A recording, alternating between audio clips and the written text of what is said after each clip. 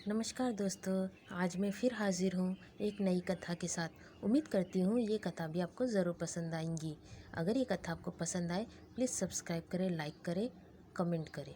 और दोस्तों, पिछली कथाएं अगर आपको पसंद आई है तो प्लीज़ सब्सक्राइब करें ताकि मेरे 1000 सब्सक्राइबर जल्द से जल्द पूरे हो सके। तो प्रारंभ करते हैं आज की कथा का। आज की कथा का शीर्षक है अर्जुन का विवाह। अर्जुन के कुल 4 विवाह हुए थे। इसमें 3 विवाह को दर्शाया गया है। अर्जुन को जब वनवास हुआ था तब वे अलग अलग तीर्थ स्थलों में जाकर रहने लगे। एक बार जब वे वन में भ्रमण कर रहे थे तब एक सुंदर स्त्री अर्जुन को देखकर उन पर मोहित हो गई। उनका नाम उलूपी था। असल में वह एक नागिन थी जो कि नागों के राजा कौरव्य की कन्या थी और अपने राज्य पाताल लोक में रहती थी। दूसरे दिन जब अर्जुन गंगा नदी में स्नान कर रहे थे तब उलूपी वहां अपने नाग रूप में आई और नदी के अंदर जाकर अर्जुन का पैर खींचकर पाताल लोक ले गई। वहां पहुंचकर अर्जुन के सामने उसने विवाह का प्रस्ताव रखा और कहा यदि वे उससे विवाह नहीं करेंगे तो वह अपनी जान दे देंगी। तब अर्जुन ने उलूपी से विवाह करने का प्रस्ताव स्वीकार कर लिया और उनका विवाह हो गया। उससे उन्हें इरावन नामक पुत्र की प्राप्ति भी हुई। अर्जुन ने उलूपी से कहा कि मैं आपको अपने राज्य नहीं ले जा सकता।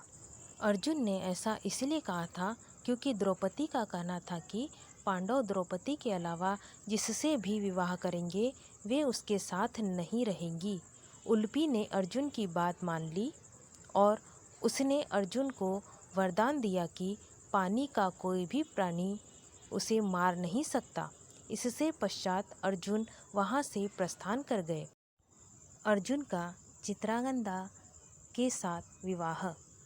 अर्जुन अपने 12 वर्ष के वनवास के दौरान मणिपुर पहुँचे। वहाँ उनकी मुलाकात चित्रगंधा से हुई। चित्रागंधा मणिपुर के राजा चित्रवाहन की पुत्री थी।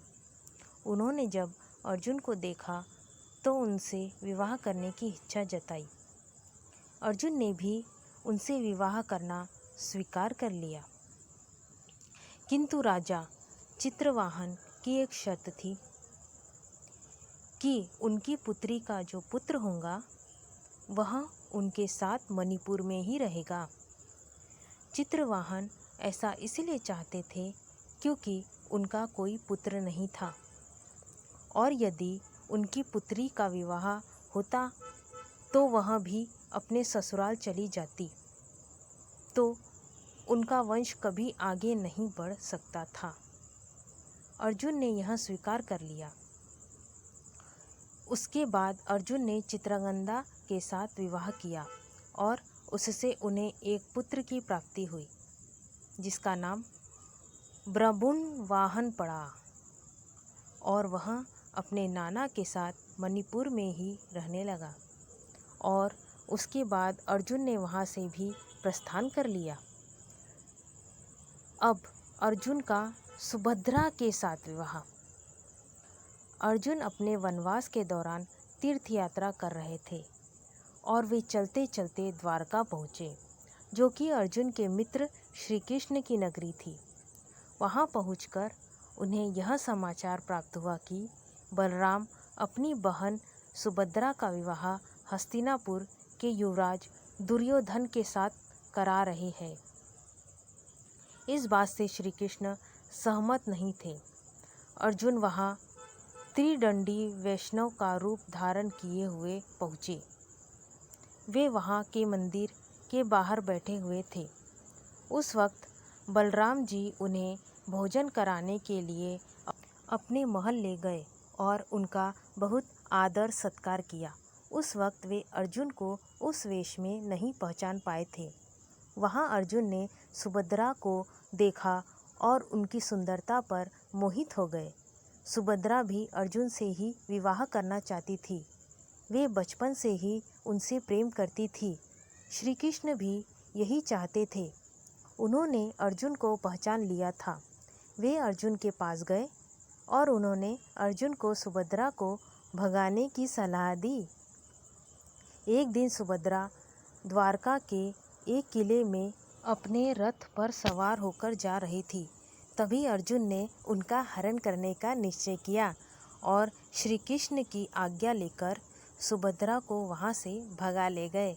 जब यह जानकारी बलराम जी को मिली तब वे इस बात से बहुत क्रोधित हुए, किंतु श्री कृष्ण ने उन्हें बहुत समझाया और वे अर्जुन और सुभद्रा के विवाह के लिए मान गए और बहुत सा धन, रथ, घोड़े, हाथी और दास दासी उनको दहेज में दिए। इस प्रकार अर्जुन और सुभद्रा का विवाह संपन्न हो गया।